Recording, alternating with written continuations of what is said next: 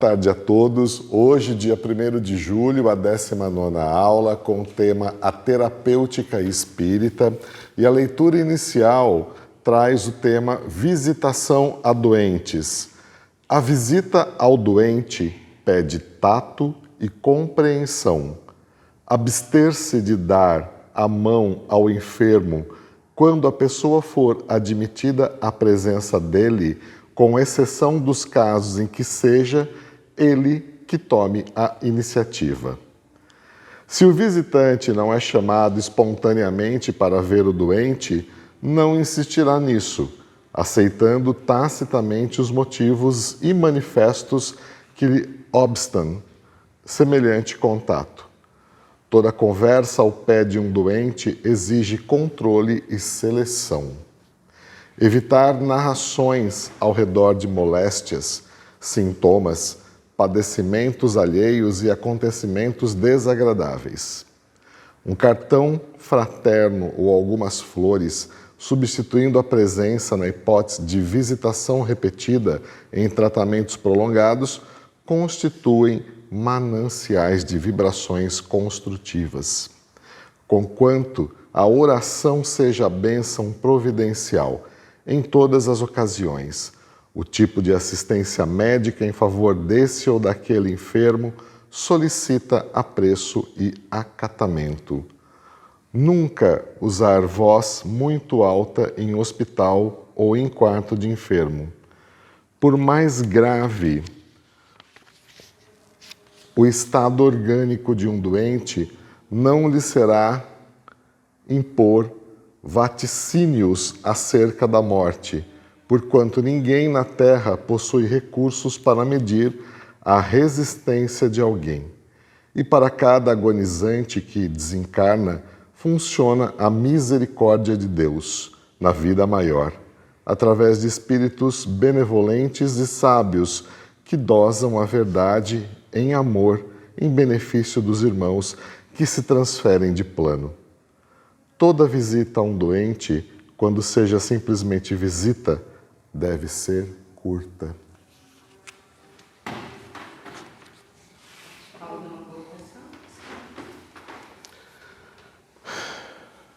Penso que todos nós temos ciclos, e esses ciclos de vida, eles muitas vezes estão relacionados a idades terrenas, ciclos orgânicos, fases da vida.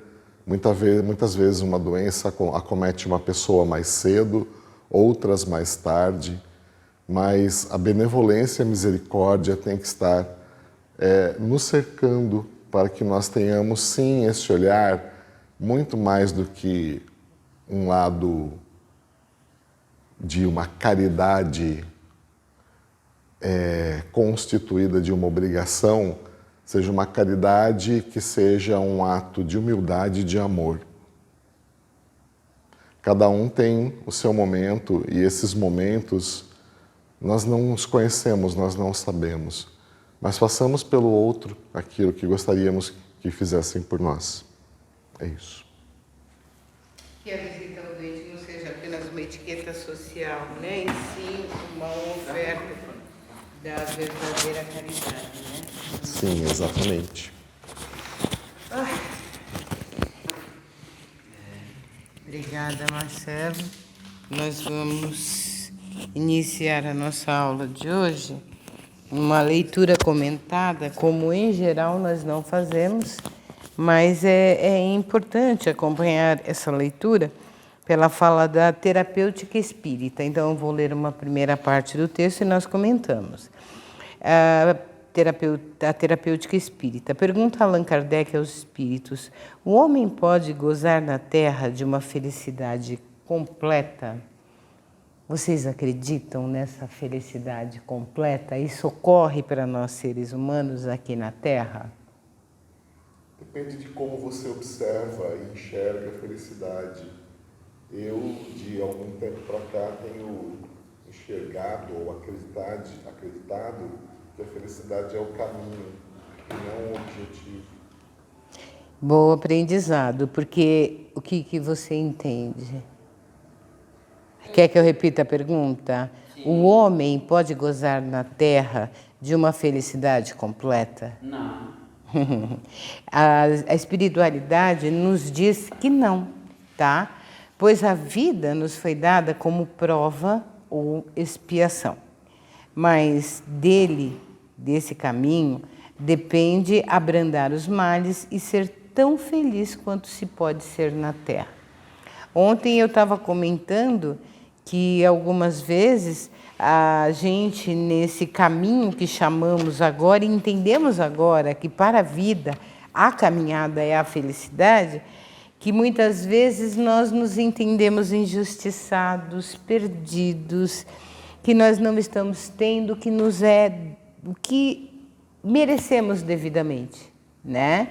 Só que nós temos um período de escolha dentro da vida espiritual, que é o pedido, a solicitação que você faz quando você está desencarnado e quer pagar as provas anteriores que você não cumpriu devidamente, tá? Então a gente tem uma palestrante muito interessante que ela fala que a espiritualidade algumas vezes chega a dizer que nós imploramos para vir cumprir esta função, essa encarnação da forma mais dolorosa possível para que nós possamos abrandar o que nós fizemos em outros tempos. Algumas pessoas entendem isso como injustiça, mas essa escolha ela é pessoal. Não é Deus que impõe esse momento de dificuldade. Somos nós que escolhemos um desempenho mais árduo numa encarnação para que nós possamos mais rapidamente diluir passos questionáveis em outras encarnações, né? Então, a gente acha que esta encarnação existe a condição de felicidade plena, existe a condição de uma batalha veemente para melhoria, e você tendo nesta batalha sua veemência, seu credo, a sua forma de lidar com mais aspiração, com mais positividade, você tem a condição de ser feliz, sim, nessa movimentação toda, tá? Quando a gente fala que o conhecimento ameniza a dor, é exatamente por isso. Porque muitas vezes você olha para a sua história de vida e fala, nossa, como Deus é injusto, como eu sofro, eu estou sofrendo demais. Só que esta imposição de sofrimento não é colocada por Deus, porque Deus não é impiedoso. Ele não é desonesto conosco. Ele quer que nós tenhamos, sim, evolução e que cuidemos dos nossos setores mais deficientes. E no cuidado com esses setores deficientes, somos nós que vamos reparar o que fizemos. Não é Deus que vai dizer, olha, eu vou te castigar porque... Não. Somos nós que nos autocastigamos. Então, somos nós que buscamos um caminho com mais felicidade. Essa questão que eu li, ela é a questão 920 do Livro dos Espíritos, tá? E ela é comentada aqui pelo Espírito de Verdade. Podemos concluir assim que a reencarnação funciona como meio de cura de nossos males e reparação de danos passados, além de nos dar condições para o fortalecimento moral necessário para o enfrentamento das inevitáveis provas que temos que sofrer. Quando se fala inevitáveis provas, a gente não capta a intensidade destas provas. Essas provas podem ser absolutamente fáceis, você tirar um 10 de primeira. E essa prova, ela pode ser tão tocante que por mais que você caminhe e faça, você não consiga tirar meio ponto nesta encarnação. Mas isso não significa que você retrocedeu. Isso significa que se você teve meio ponto, mesmo quem tem meio ponto, o Pai está olhando e não vai deixar de lado, porque o que ganha, o mesmo que o que tem meio ponto ganha, o que tem nota 10 ganha. Tudo depende da interpretação de cada um de nós, né?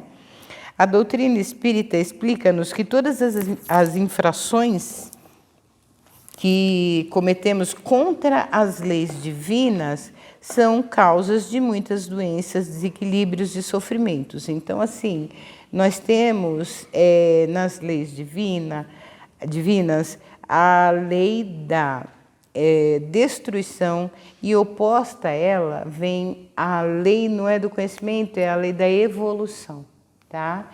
Oposta à lei da evolução, que vem a lei de destruição, nos explica que nós vivemos em ciclos. Se nós vivemos em ciclos, nós podemos entender que existe no nosso aprendizado altos e baixos. Não há, por mais que a pessoa seja sorridente, simpática, linda, pessoas que estão sempre em altíssimo astral. Isso é ilusão, isso é coisa de rede social. Na vida real, nós sabemos que tem dia que você está maravilhoso. Tem dias que você está ao final da capa do Batman e bem lá no fundo do fundo. Todos nós temos dias dificílimos com a gente mesmo. Aquele dia que você fala, caramba, eu sou um lixo. Mas tem dias também que nós estamos lá no alto, no up, e tudo isso depende de nós buscarmos o nosso ponto de equilíbrio. Nós estamos numa casa que fala de fé e equilíbrio, por quê? Porque o equilíbrio, a busca desse polo positivo e polo negativo equilibrados é que nos permite uma caminhada com mais felicidade, né? As leis divinas, elas são imutáveis. Elas são imutáveis. Até um certo ponto a gente não vai aceitar. Deus é absoluto, dono do universo. Eu posso não aceitar agora, eu posso não aceitar daqui a pouco, mas lá na frente, quando eu aceitar, eu vou viver melhor. A lei do retorno. A lei do retorno é a lei que mais é difícil da gente aceitar. Porque você atira a bola, ela pode ir na distância que for, mas ela vai encontrar com uma superfície onde ela vai voltar. Talvez mais fraca, talvez mais rápida, mas vai voltar. O que significa isso? Que você colhe o que você semeou. Então, não há condição de acharmos que algo vai ser feito e vai ficar sem o seu devido valor. Tudo tem o seu devido valor de ida e de volta, de semeadura e de colheita. Como diz uma frase de Jesus, a semeadura ela é opcional, mas a colheita ela é obrigatória para todos nós. Isso é lei universal. Não adianta eu achar que eu vou plantar café e vou receber café com leite. Olha que maravilha que seria, né? Uma árvorezinha. Não, mas não é isso. Não adianta. Eu plantei café, eu vou colher café. Eu posso até ter alguns grãos de ótima qualidade e outros de pequena qualidade. Mas plantei café, vou colher café. Bom, eu cheguei aqui, né? Então vamos ler essa parte toda. A doutrina espírita explica-nos que todas as infrações que cometemos contra as leis divinas, é muito importante estudar as leis divinas, são as causas de muitas doenças, desequilíbrios e sofrimentos. Crimes, vícios, usos de tóxicos, tabagismo, alcoolismo, sexo desvirtuado, além da fixação em pensamentos, sentimentos e imagens mentais inferiores ou negativos, são geradores de danos em nosso perispírito. Então, a gente acha que a parte mais importante da nossa história, enquanto estamos encarnados, é a parte carnal. Ela deve ser cuidada. Ela é um invólucro do perispírito, mas vamos combinar que se você maltratar esse invólucro, vai refletir no perispírito, que vai refletir numa das suas existências. Pode não ser imediata, pode aguardar algum tempo, mas vai refletir. Então, quando nós não cuidamos do nosso corpo, e vamos combinar que cuidar do corpo não é ir para a academia só, não. Cuidar do corpo é você cuidar da sua mente, é você cuidar da sua alimentação, é você cuidar de como você lida com o seu temperamento. Explosões absurdas fazem mal para o nosso corpo e refletem no perispírito. E depois, para reparar isso, puxa, a vida somos nós mesmos. Isso é muito difícil de admitir, muito, mas somos nós mesmos que reparamos os flagelos que causamos ao nosso perispírito. Quando o corpo adoece, é sinal de que o espírito já estava doente, porque a cura para tantos males depende do bom uso do livre-arbítrio e da consciência de que antes de termos um corpo, somos espíritos imortais. Se essa consciência não chega agora, uma hora ela chega. Tá? E esse perispírito, a gente acha tão injusto, né? Algumas formas que algumas pessoas veem, mas aquela lesão no perispírito foi criada pela própria pessoa. Nós nascemos puros, perfeitos e inocentes. Quem destrói esse espírito, quem faz mal para esse espírito é o próprio ser humano. Não adianta culpar Deus. Ele te deu um artigo de primeiríssima linha para você trabalhar. O que é que você tem que destruir? Fica difícil, né? É mais fácil colocar a culpa em Deus, né? Bem mais. Dentre as tantas doenças que a humanidade enfrenta atualmente, podemos destacar, além das viciações pelos tóxicos, a AIDS, doença moderna, causada pela contaminação pelo vírus HIV. Outras enfermidades são causadas por invasão microbiana. Quem diz isso é André Luiz, e ele fala, excetuados os quadros infecciosos pelos quais se responsabiliza a ausência da higiene comum, as depressões criadas em nós, por nós mesmos, nos domínios do abuso de nossas forças, seja adulterando as trocas vitais do cosmo orgânico pela rendição ao desequilíbrio, seja estabelecendo perturbações em prejuízo de outros, plasmam nos tecidos fisiopsicossomáticos que nos constituem o veículo de expressão, determinados campos de ruptura na harmonia celular. Ou seja, nós atacamos com a nossa postura humana, com a nossa postura mental, com a teimosia, com a viciação, com a repetição no nosso quadro mental, nós criamos portas e ações que destroem as nossas proteções, nós adoecemos o corpo e, por consequência, adoecemos o espírito. E quem fala isso é André Luiz. André Luiz foi um cara que, primeiro, ele era médico, e segundo, ele, enquanto médico, por esta falta de cuidado com o corpo, com a mente, com a vida dele, ele passou e ficou mais de 8 anos no umbral. E ele não entendia por que ele ficou tanto tempo no umbral. Ele não entendia porque ele era colocado como suicida, tá? Ele era colocado como suicida porque ele maltratou a matéria, ele maltratou o organismo. Ele era um médico e não se permitia deixar de beber, não se permitia se alimentar devidamente. Foi portador de sífilis, foi uma pessoa que teve atividades sexuais e na vida que atacaram o espírito dele. Ai, mas é muito difícil não ser assim. É muito difícil se você não conseguir entender que o arbítrio, o livre-arbítrio que Deus nos dá é para que façamos cada vez o melhor nas nossas existências.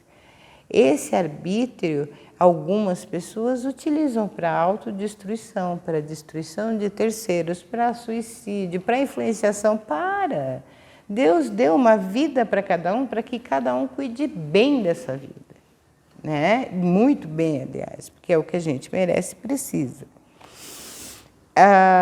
Outro grave problema atual é a depressão. Apesar de ser tão antiga quanto o homem, ganhou hoje um panorama de epidemia mundial. Bom, nós todos estamos sabendo que isso está ocorrendo, né? Atingindo todas as faixas etárias e todas as classes sociais. Então, a depressão também veio como um nivelador, né? Não importa se você é rico ou se você é pobre. Não importa se você é criança ou se você é adulto, porque essa explicação com relação ao espírito da criança é muito simples. É um espírito escolado, um espírito que tem experiência, que já passou pelas várias experiências do mundo e para uma nova aceitação vem naquele corpo agradável, bonitinho, que todo mundo gosta. Aí todo mundo aceita e abre os braços. A partir dos 7 anos, a criança começa a adotar uma postura de melhor entendimento do mundo e aos 17 a verdadeira personalidade definiu. Aí vem as grandes crises com a adolescência, aí vem as grandes crises com a idade adulta. Mas hoje tudo está nivelado. Você vem com 7, tem o seu direito e até já diminuiu essa numeração, né, de 7 anos. Aos 10, as crianças estão se matando e se atacando e fazendo bullying uma com as outras. Alguns chegam na adolescência, também fazem toda essa colocação. E mais adiante, os adultos e idosos também estão se matando. Então, a depressão ela veio e nivelou. Puxa, que injustiça divina. Não. Não adianta dizer que é injustiça divina. O que nós podemos aprender com a depressão é que ela veio, está nivelando e como nós estamos vivendo os momentos das últimas horas, é acordar. Vamos acordar para o espírito. As minhas pequenas vontades, elas não significam nada diante do que eu tenho de evolução para seguir até o caminho da angelitude. Vou combinar com vocês. Depois da angelitude tem mais trabalho. Então, nós temos muito trabalho até lá. Depois de lá, temos muito trabalho com a proteção divina e a autorização divina. Ganhou um panorama de epidemia mundial, atingindo todas as faixas etárias e todas as classes sociais. Caracterizada por uma tristeza profunda e prolongada, desde os primórdios, é conhecida como melancolia. Sabeis por que uma vaga tristeza se apodera por vezes de vossos corações e vos faz sentir a vida tão amarga? Alguém de vocês sabe essa resposta? É o vosso espírito que aspira à felicidade e à liberdade. Essas aspirações de uma vida melhor são inatas no espírito de todos os homens, mas não a busqueis nesse mundo. Nossa, como o François Geneve foi gentil com essa colocação. Esse é do Livro dos Espíritos, capítulo 5, tá? Essa observação de François Geneve, conterrâneo de um amigo que eu conheci esses dias. Como vencermos tais mazelas? Desde que sabemos distinguir o bem do mal e temos a lei de Deus escrita em nossa consciência, nós já sabemos disso. Que a lei de Deus está escrita em nossa consciência, devemos assumir o controle de nossas vidas. É aquilo que eu falei, somos trabalhadores de última hora, principalmente em nossas vidas. Analisando a causa de todos os nossos vícios e defeitos, os espíritos disseram que encontramos no egoísmo a fonte de nossos males. O egoísmo, dele se deriva todo o mal. Estudai todos os vícios e vereis que no fundo de todos existe egoísmo. Isso vem do Livro dos Espíritos, na questão 913. Jesus, explicando a lei de causa e efeito, ensinou-nos: a semeadura é livre, mas a colheita é obrigatória. Contrariando a lei do amor, continuaremos a sofrer por tantas causas que nós mesmos geramos. O caminho para a cura passa pela força de vontade, pela paciência, pela resignação e pela confiança no amor e na justiça divina. Essa confiança no amor e na justiça divina é aquilo que eu acabei de comentar. As leis divinas são imutáveis. Enquanto você não entender que você tem um Supremo, que as leis dele comandam de uma forma ou de outra, você vai entender que essas leis te atingem, que elas trazem para o seu caminho verdades necessárias. Então, assim, justiça e amor é o caminho de Deus. Se nós adotarmos justiça e amor para nós, nossa, a gente está no caminho do Pai. Não tem por que ser tão impossível. Difícil é. Não tem por que ser impossível. Difícil é. O caminho para a cura passa pela força de vontade, pela paciência, pela resignação e pela confiança no amor e na justiça divina, pela maneira como enfrentamos as nossas dificuldades, provas e expiações. Joana de Ângeles nos aconselha: se pretendes bem-estar, saúde e alegria, envolve-te na luz do amor, edificando-te interiormente através do cultivo dos pensamentos superiores, não te permitindo angústias desnecessárias, ansiedades injustificáveis, medos sem lógica e solidão egoísta. Entrega-te a Deus e nele confia integralmente, certo de que nunca estarás só, nem mesmo quando dele te apartes. Ou seja, eu não acredito em Deus, você é filho dele, ele te dá amor, ele te trata igual todo mundo. Não adianta desacreditar, você está sob o guarda-chuva divino.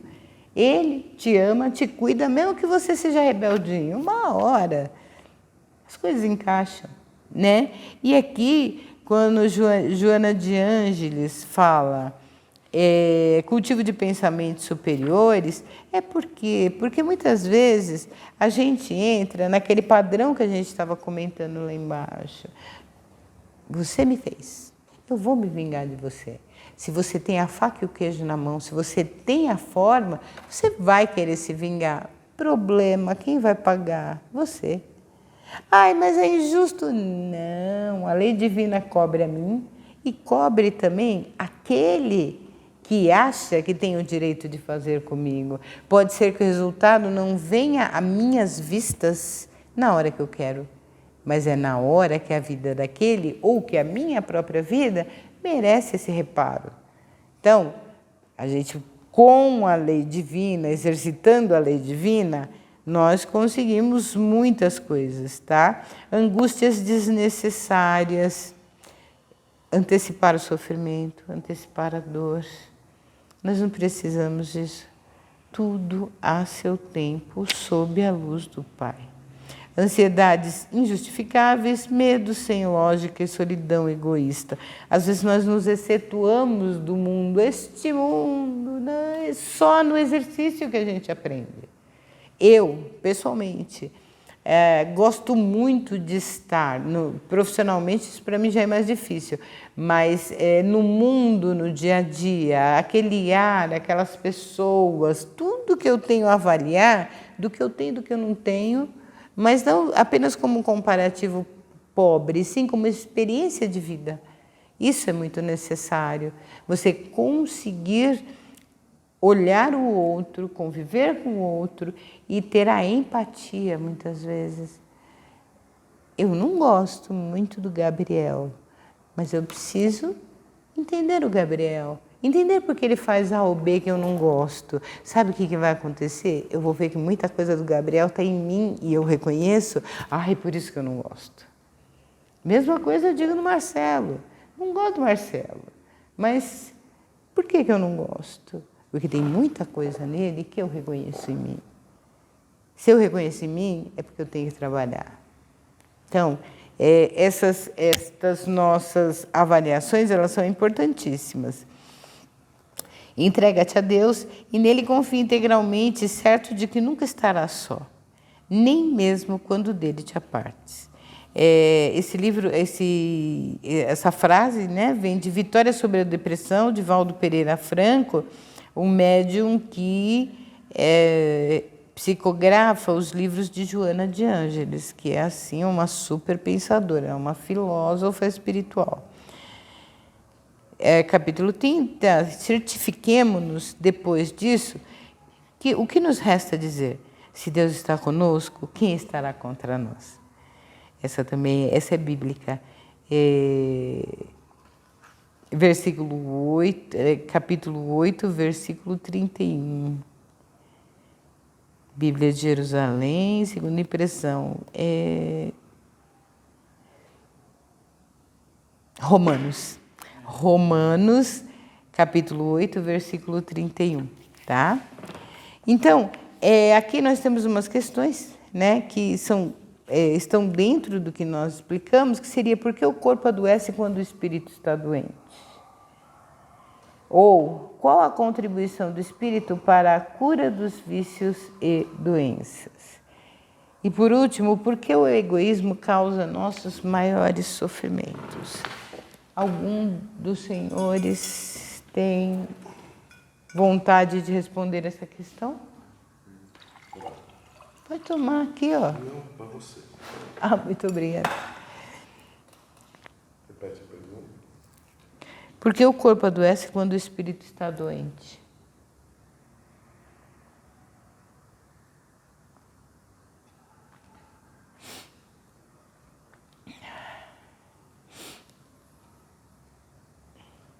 Porque a essência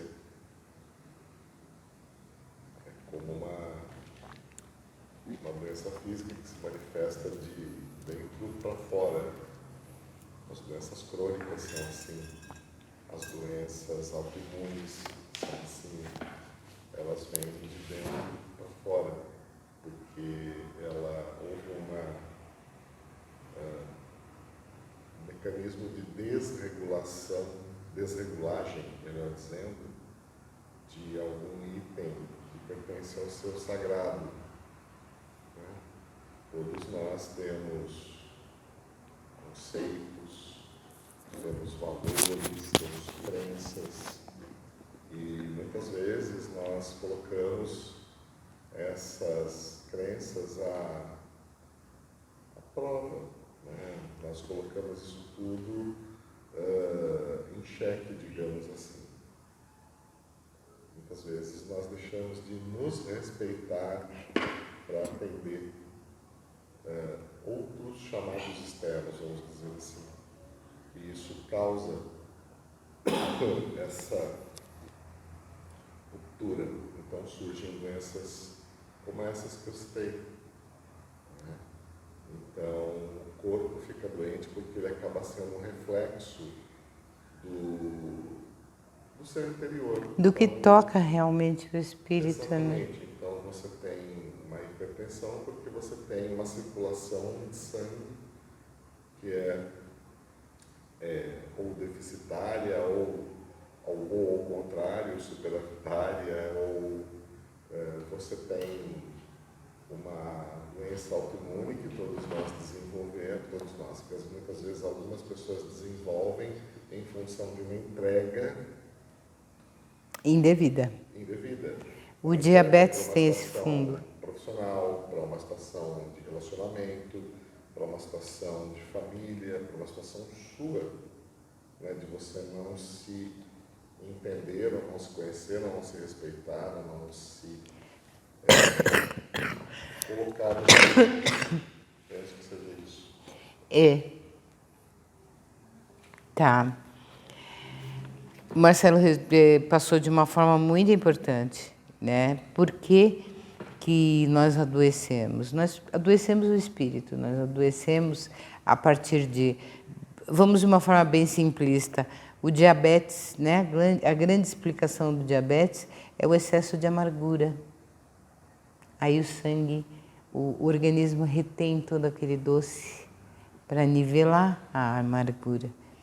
Então, esse processo ele é muito pessoal, né? Porque nós conhecemos aí pessoas que diluem problemas de convivência de uma forma magnífica.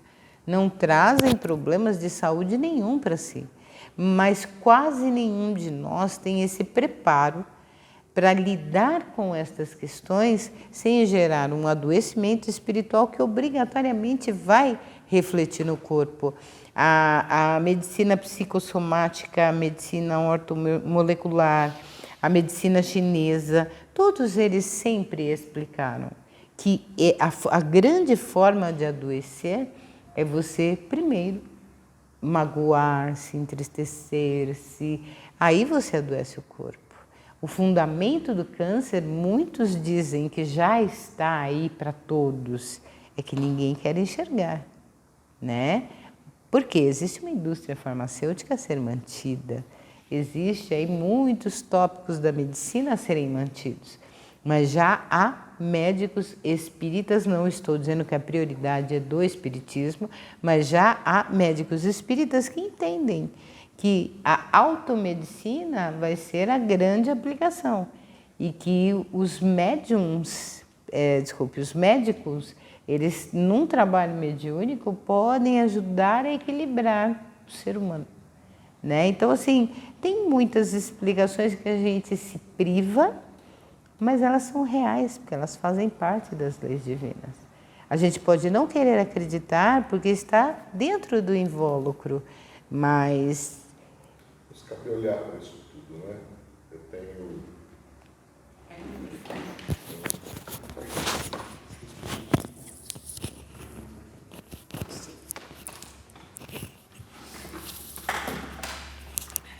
Nos cabe olhar para isso tudo, porque eu tenho, por exemplo, um pai com uma doença neurológica degenerativa, que está aí às vésperas, essa semana ele faz 84 anos, fará 84 anos. E às vezes eu me pergunto, que saldo é esse? Né? Porque essas doenças, por incrível que pareça, quem menos sofre é o doente, né? E sim, é a família. Você teve algo parecido. E aí eu tenho uma madrasta que ela desenvolveu psoríase por todo o corpo em função dessa entrega, em função desse cuidado e uma falta de reconhecimento daquilo que ela entende como sendo um reconhecimento e uma parceria. A psoríase é a alergia de toda a nossa capa de proteção. Né? Então, essa capa de proteção está mexida, muito mexida. Eu mesmo, né, tenho passado por situações de desequilíbrio interno, né, mas é um desequilíbrio emocional, onde eu tenho me questionado muito, né, sobre também o saldo que ficou até aqui das competências que eu desenvolvi ao longo da vida e o que porque é importante você, a partir dessa questão da terapêutica espírita, você olhar para a sua vida num determinado momento e falar, ok, Então, mas o que eu... ressignificação, a terapêutica te traz, a terapêutica espírita, ela te traz uma ressignificação de tudo aquilo que está te adoecendo. Você não me esperou terminar de falar, né? Então, era essa a conclusão. Né? Então, é essa reflexão e a possibilidade, né, que cada um de nós tem com relação aos caminhos que a gente vai ter, vai seguir. Você falou de farmácia. Eu tenho um momento no dia, eu acordo todos os dias às 5 da manhã e aí eu fico... É um momento que eu falo que é o meu momento. É um momento de enrolação. No bom sentido de enrolação.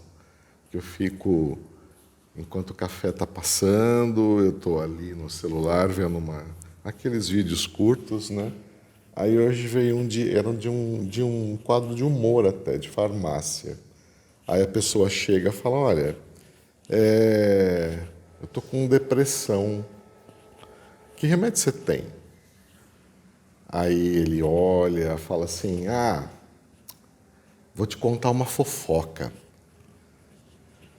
Sabe seu ex-marido, aquele que te traiu, que não sei o quê, e contou toda uma história né? E aí a mulher saiu de lá rindo. Eu não quero entrar no mérito da discussão da desgraça alheia, mas ele não usou um remédio, ele usou uma dinâmica ali que ele sensibilizou e ela falou, não, eu não tenho que ficar triste. Aí uma outra chega com tô com dor de cabeça, né? Aí ele, toma Coca-Cola. Ah, mas eu não tomo refrigerante, né? Refrigerante faz mal, não sei o que. Não, Coca-Cola, olha só.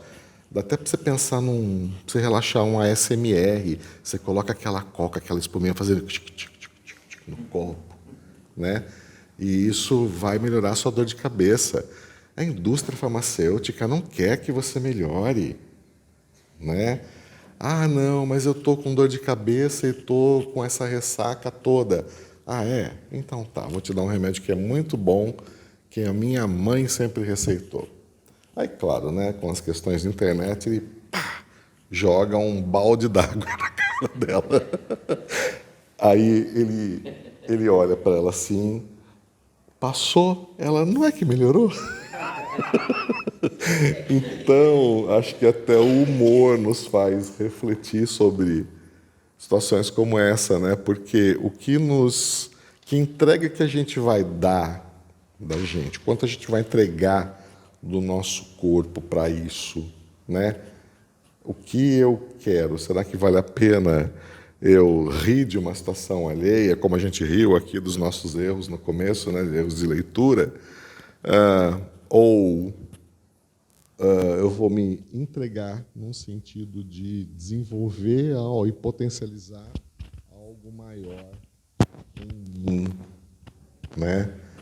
Tem alguns textos, alguns trechos do filme A Cabana, que eu devo ter no meu celular, que é exatamente isso que traz, né? Você enxerga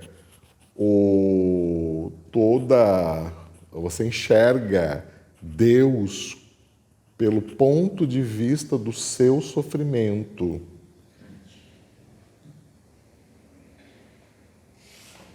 E é necessário você se desvincular desse sofrimento para você entender, né? E isso é uma reflexão que fica, porque, não sei vocês, mas eu penso muito, falo que às vezes a gente está envolvido com tantas tarefas, né? E aí você se dá, sei lá, se vê numa determinada situação, muitas vezes na rotina profissional, e você se lembra de alguma coisa, e você fala, bom, isso me conforta, né? Não preciso de remédio. Ou então, deixa eu rir para poder aliviar a tensão. Ou então, deixa eu ressignificar para poder escolher um novo caminho. Dentro de tudo que você falou, a gente tem uma última questão para a gente fechar a aula, e essa questão ela é muito interessante, tanto que eu não vou passar para a parte B, tá? Por que o egoísmo causa nossos maiores sofrimentos? Como que a gente analisa essa questão do egoísmo? Por favor, David. O que você quer? Ele analisar de um ponto de vista sobre o egoísmo.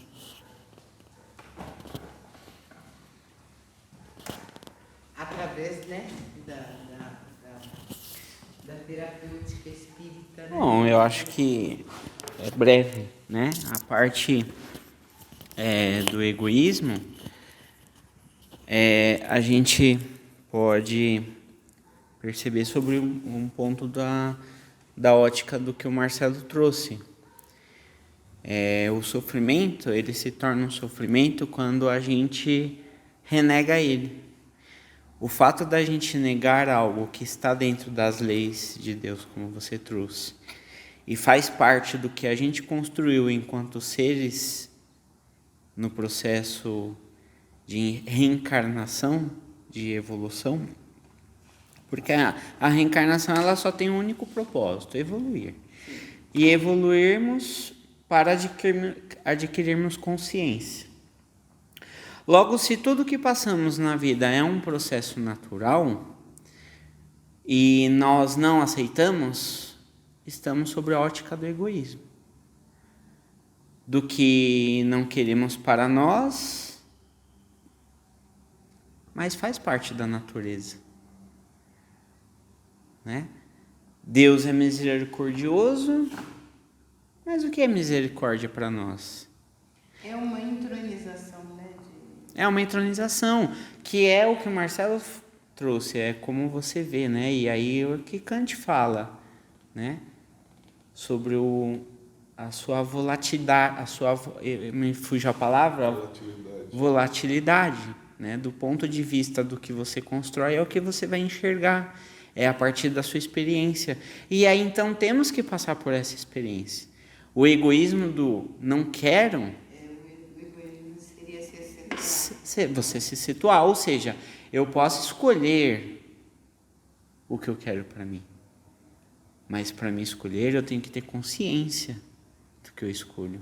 E muitas vezes o ser humano tem as suas atitudes e seus comportamentos pela ignorância do saber.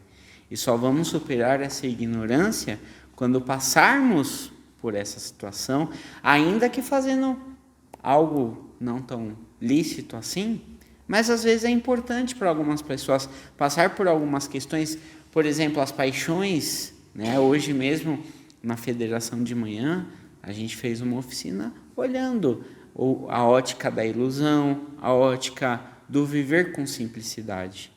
Mas é isso, para a gente viver com simplicidade, eu vou ter que passar pelas ilusões do mundo. Como ser primitivo, eu olhava a árvore como Deus, eu olhava as nuvens como Deus, e passado milhões de anos entendemos que Deus é um ser primário, inteligente, de todas as coisas. Primário no sentido de criar, nesse sentido. Então também somos seres primários que estamos em evolução. Não somos mais aqueles primários dos neandertais, somos os primários com uma nova estrutura, mas ainda somos primários, né? Então eu acho que é isso, a partir do momento que a gente olha dessa ótica, o egoísmo, a gente passa a entender que ele é uma parte ferramental da nossa construção. E assim como várias outras coisas que hoje conseguimos dar nome para representar o que somos. O que nós entendemos aí na finalização da aula é que o egoísmo ele é um dos sentimentos e ele tem um sentido extremamente primário quando nós queremos nos excetuar da vida, do mundo. Eu não posso ter esse sofrimento, eu não posso. Isto é... Enquanto você não acessa a possibilidade de entendimento do que é o egoísmo, você não consegue cumprir a caridade verdadeira. E a caridade verdadeira, ela não abrange apenas doações, ela abrange você se permitir ser um ser humano completo, com atitude e ação, principalmente consigo, para que isso reflita para todos. Deixa só com essa parte aqui, das provas e tormentos, que é o que a gente falou. Somos, sem que percebamos, vítimas de nós mesmos, a partir do instante que decidimos utilizar o nosso livre arbítrio, indo de encontro às leis naturais criadas por Deus, com a finalidade de manter o nosso equilíbrio físico, mental e espiritual, tornando-nos criaturas felizes. Entretanto, mas o homem é insaciável.